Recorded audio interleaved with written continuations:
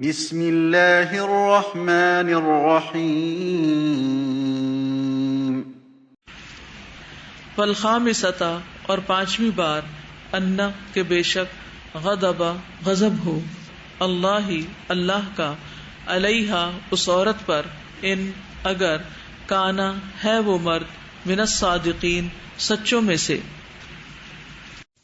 والخامسۃ، اور پانچویں دفعہ، انا بے شک، غضب اللہ اللہ کا غضب ہو، علیہا اس پر، کس پر؟ عورت پر، ان کان من الصادقین اگر ہے وہ سچوں میں سے۔ کون سچوں میں سے؟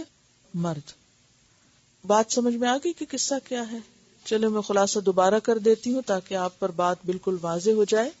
آیت 6، 7 اور 8 میں، اگر کسی مرد نے اپنی بیوی کو اپنی آنکھ سے کسی غیر کے ساتھ بدکاری کرتے ہوئے دیکھا ہو، جس کا گواہ وہ صرف خود ہو، تو پھر اس صورت میں وہ کیا کرے؟ کسی اور کے معاملے میں تو انسان خاموش ہو سکتا ہے، لیکن گھر کے معاملے میں خاموش نہیں ہو سکتا۔ ایسی صورت میں وہ معاملہ عدالت میں لے جائے اور وہاں جا کر وہ 4 دفعہ قسم کھائے کہ میں نے اپنی آنکھوں سے اپنی عورت کو یہ غلط کام کرتے دیکھا ہے، اور 5ویں دفعہ کیا کہے کہ مجھ پہ اللہ کا غضب ہو اگر میں جھوٹا ہوں۔ اس کے بعد کیا ہوگا؟ سزا نہیں دی جائے گی بیوی کو جب تک کہ بیوی کا موقف نہ سن لیا جائے۔ بیوی کو بلایا جائے گا اور وہ یا تو اقرار کر لے گی کہ ہاں یہ سچا ہے، اور یا پھر انکار کرے گی۔ اگر اس کو انکار کرنا ہو کہ سزا ٹل جائے تو پھر وہ بھی 4 دفعہ قسم کھائے گی۔ کس بات کی؟ کہ یہ مرد جھوٹا ہے۔ اور 5ویں دفعہ کیا کہے گی؟ کہ اس عورت پر اللہ کا غضب ہو اگر وہ مرد سچا ہے۔ یہ لیان کہلاتا ہے، یعنی اللہ تعالیٰ سے دعا کی جا رہی ہے نا۔ ضروری نہیں کہ اسی وقت ان کے سامنے ہی کوئی آفت ٹوٹ پڑے، اس کا مطلب یہ ہے کہ ان کو ایک طرح سے ڈرانا ہے اور روکنا ہے کہ وہ جھوٹی بات نہ کریں، اور کوئی بھی ان میں سے دوسرے پر جھوٹا الزام نہ لگائے، اور اگر سچا ہے تو پھر یا تو عورت اعتراف کر کے دنیا میں سزا بھگت کے آخرت بچا لے، یا پھر یہ ہے کہ وہ انکار کر دے خواہ وہ مجرم ہو بھی۔ اسی لیے تو آپ دیکھیے کہ آپ صلی اللہ علیہ وسلم نے قسموں کے بدلے عورت سے بھی قسمیں قبول کر لی، حالانکہ وہ جھوٹی قسمیں تھی۔ اور صحابی کہتے ہیں کہ وہ تھوڑی دیر کے لیے ہچکچائی بھی، لیکن پھر کیا کہہ کے قسم کھا گئی کہ میں اپنے قبیلے کو کبھی داغ نہیں لگنے دوں گی۔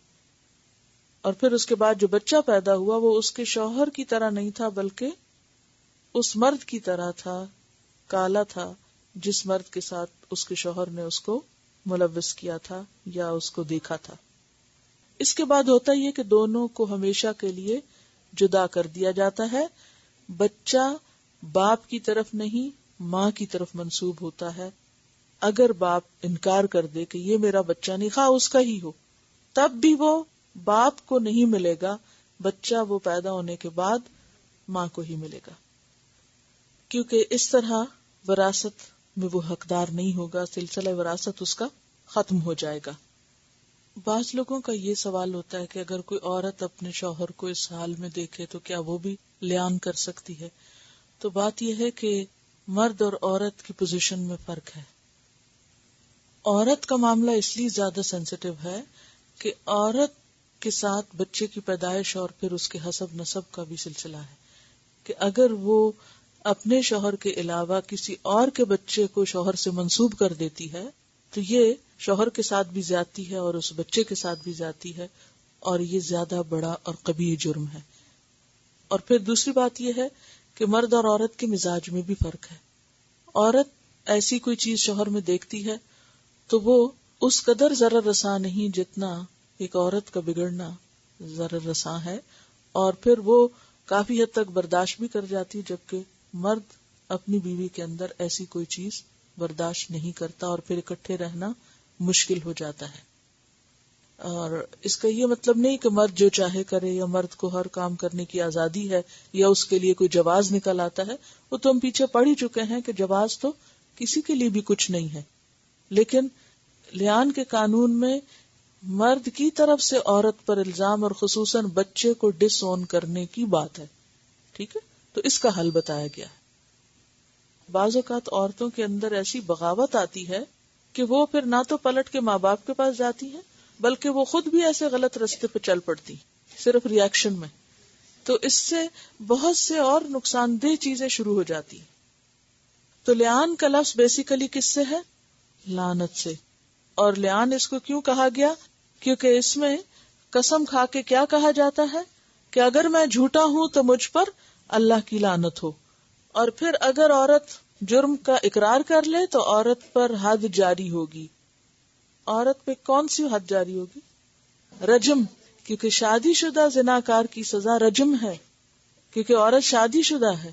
اگر وہ مان جاتی کہ ہاں میں نے کیا ہے ایسا اور میرا شوہر درست کہہ رہا ہے، تو اس صورت میں اس پہ حد جاری ہوگی اور وہ حد سنگسار کرنے کی ہوگی. اور اگر وہ انکار کر دے تو وہ بھی 4 دفعہ قسم کھا کے کہے گی کہ یہ مرد جھوٹا ہے. اور پھر 5ویں دفعہ کیا کہے گی؟ اگر مرد اپنے بات میں سچا ہے تو مجھ پہ اللہ کا غضب ہو. اور پھر عدالت ان دونوں کے درمیان تفریق کر دے گی، ان کو الگ کر دے گی. نکاح ہمیشہ کے لیے ختم ہو جائے گا اور بچہ ماں کے پاس چلا جائے گا. اگر یہ اقرار کرتی ہے عورت تو پھر نہ صرف یہ کہ اس پہ حد جاری ہوگی بلکہ دوسرے پہ بھی ساتھ ہی جاری ہوگی. چونکہ اس عورت نے اقرار ہی نہیں کیا، مانی نہیں، قسم کھا کے انکار کر دیا اور اللہ کے غضب اور لعنت کو دعوت دی، تو پھر یہ ہے کہ دنیا میں تو سزا سے بچ گئی، اور وہ مرد جو دوسرا اس کے ساتھ ملوث تھا اس کو بھی کوئی نہیں پکڑ سکتا کیونکہ ثابت نہیں ہوا. عدالتی کاروائی میں جرم ثابت نہ ہو سکا. اب دونوں بچ گئے یہاں. اب آخرت کا معاملہ تو اللہ کے ہاتھ میں ہے، وہ جسے چاہے سزا دے اور جسے چاہے بخش دے. کوئی نہیں کہہ سکتا، کسی کے بارے میں ہم فیصلہ نہیں کر سکتے. بظاہر تو جو حکم ہے وہ موجود ہے، لیکن ہر ایک کے ساتھ وہاں کیا ہوگا یہ اللہ ہی جانتا ہے. جرم کے بعد کون کیسی توبہ کر کے مرتا ہے، یا پھر کون توبہ کیے بغیر مر جاتا ہے یا اس کو توفیق نہیں ہوتی. یہ قسم تو دیکھیے، آیت کے الفاظ کو دیکھیے. وَيَدْرَأُ عَنْهَا الْعَذَابِ. يَدْرَأُ در ان کا کیا معنی ہوتا ہے؟ ہٹانا. فَدَّارَأْتُمْ یاد ہوگا آپ کو لفظ کہ اپنے اوپر سے الزام ہٹا کے دوسرے پہ ڈالنا. تو یہاں يَدْرَأُ عَنْهَا الْعَذَابِ، اور دور کر سکتا ہے اس سے عذاب، یعنی ہٹ جائے گا اس سے عذاب اگر عورت گواہی دے گی، قسم کھائے گی اللہ کے نام کے ساتھ 4 بار قسم. کس بات کی؟ انہ لمن الکاذبین، کہ بے شک وہ مرد جھوٹوں میں سے ہے. ٹھیک ہے. اب چند ایک باتیں اور یاد رکھیے. مرد اور عورت دونوں عاقل بالغ ہوں تو لیان ہوگا. ٹھیک ہے. پھر حد کس پہ جاری ہوتی ہے؟ عاقل اور بالغ پہ. اگر ایک عورت مجنون ہے، اس کو ہوش ہی کوئی نہیں، اور کسی اور مرد نے آ کے اس سے زیادتی کی، تو ایسی صورت میں رفع القلم عن 3 لوگوں پر قلم مرفوع ہے. کیا ہے؟ یعنی سزا نہیں ہوتی یا اس کے اوپر جرم ثابت نہیں ہوتا. اور اس میں ایک کون ہے؟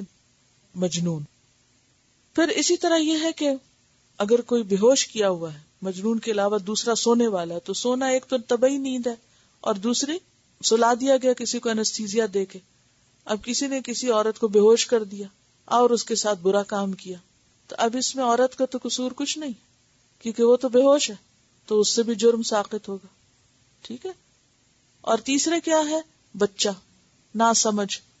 اگر کسی بچے کے ساتھ کوئی ایسا کام ہوا، اسے ابیوز کیا گیا، تو ایسی صورت میں اس پر حد جاری نہیں ہوگی. دوسری بات یہ ہے کہ مرد صاف الفاظ میں یہ لفظ بولے گا کہ میں نے واقعی زنا کرتے ہوئے دیکھا ہے، اور یہ کہ یہ عورت کے پیٹ کا بچہ میرا نہیں.